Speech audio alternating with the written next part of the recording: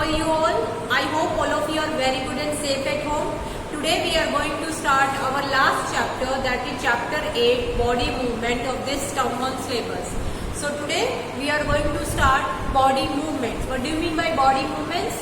I hope all of you are well aware what do you mean by body movements, because in the previous class you have learned about the different body movements, different joints, different parts of the human body, skeletal system like skull, different type of bones, rib cage, all this we have discussed earlier also. So today we are going to discuss the name of the different type of bones present inside our body and how human beings move. So first of all, you know, we move our mouth when we chew the food. We move our body parts, we move our hands or legs whenever we want to move from one place to another. Similarly, we move our head while saying yes or no. We move our arm while bowling a cricket ball. So all these are the movements. So human being shows two types of movement.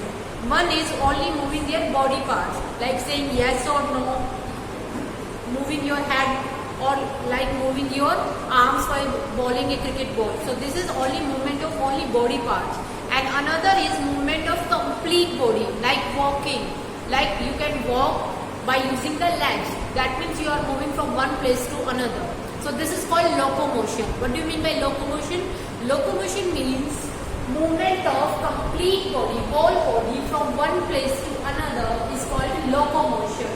So in this chapter we will going to discuss about human skeleton, different parts of human skeleton, what are their roles, what are their functions. I already show you the human skeletal system in the bio lab. I hope things are clear to you. What is skull? The bony framework of head that protects our brain is called skull, and it is made up of 22 bony plates. So basically skull protects our brain, which is very delicate organs, and it also gives shape to our main facial part. Okay? Next is backbone. Total 33 bones are present, which forms the backbone. Top 7 forms the neck part. Top 7 small bones, which are called vertebrae, form the neck part, and remaining forms the backbone.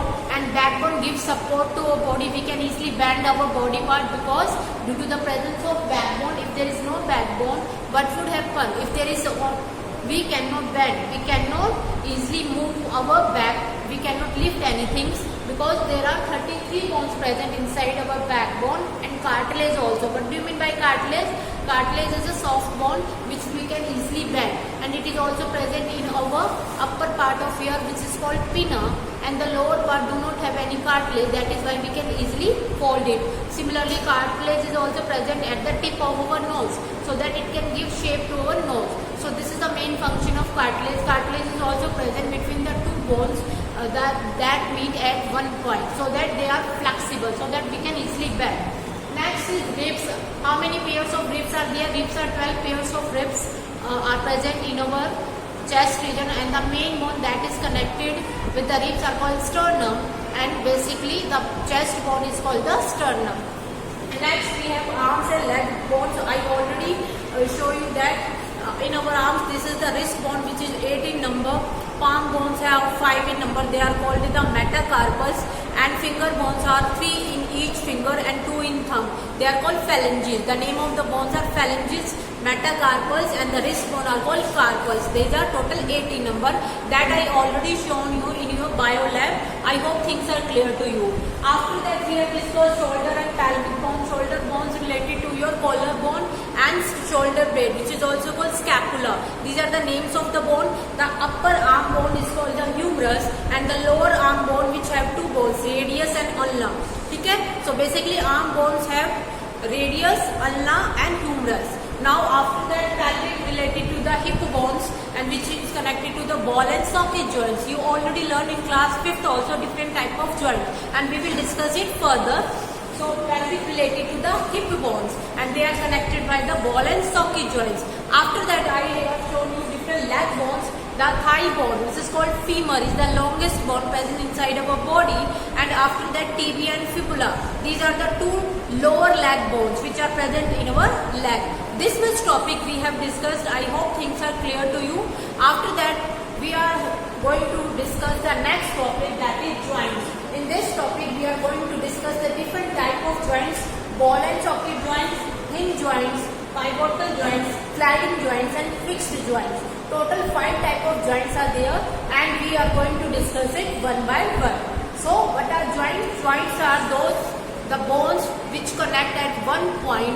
These are called joints and they are connected by a soft connective tissue called ligaments. You already learned in class 5th also, so we will discuss it further. Let's start. Let's start our today's topic, that is different types of joints and how we can move our body parts.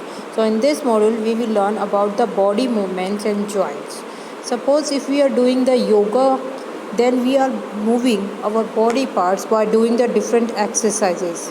Like we can bend our knees, we can do the running, or we can move our shoulder parts. How we can easily do this? Obviously we can easily do this because we have joints that our bones are connected, that two bones are connected by the joint, so that we can easily move, as you can see. So this is called joint. What do you mean by joint? Joint is a place where two bones are joined together, that are called joint. So we are going to discuss different types of joints. Joints are present in every part of our body, like in shoulder, knees, fingers, and so that we can easily move our different body parts. So types of joints are movable joints and immovable joints. Immovable joints are also called fixed joint. So immobile joints are the joints that allow no movement of body parts. They are also called fixed joint. Example, skull. As you know, skull have 22 bony plates which are immovable, and that is why our upper jaw is immovable and our lower jaw is a movable part. So it is due to the presence of joints. So example of immovable joint or fixed joint is skull. Except skull, all parts of our body are movable joints.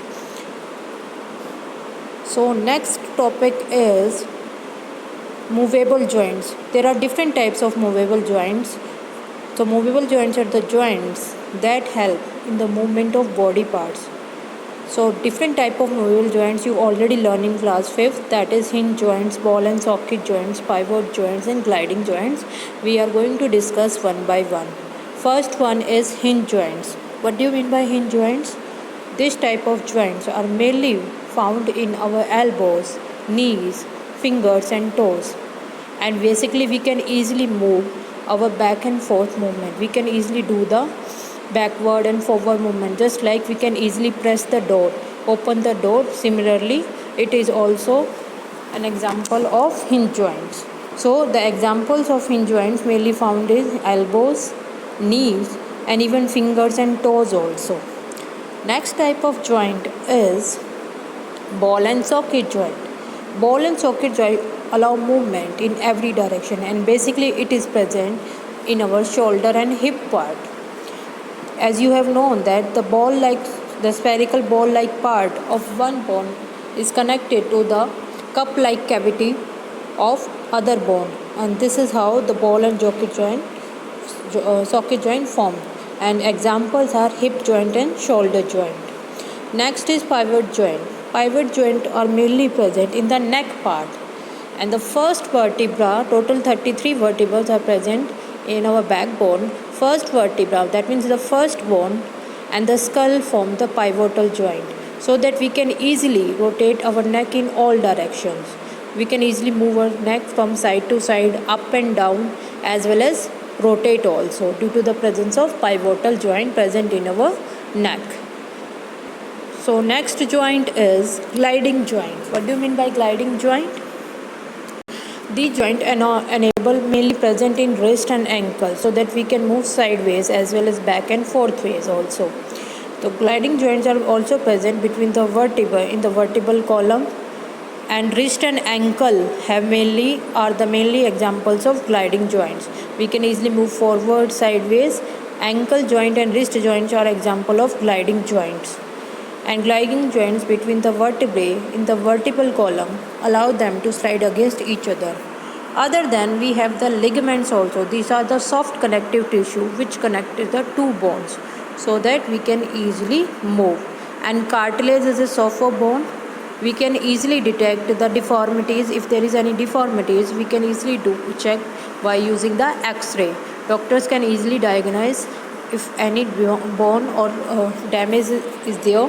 We can easily detect this by using the X-ray. So X-rays are the special rays. I hope things are clear to you. So joint is a place where two bones are joined together. Joint can be categorized as movable and immovable joints, and immovable joints are also called fixed joints. Example is skull, which do not allow any movement of the body parts. Movable joints allow helping the movement of all the body parts. Ball and socket joint, hinge joints, pivotal joint, gliding joints, all are the 4 types of movable joints. So this is all about the different types of joints. Go and read the topic, and if anyone is having any doubt, we will discuss it in our class. Till then, be happy, be safe. Bye everyone.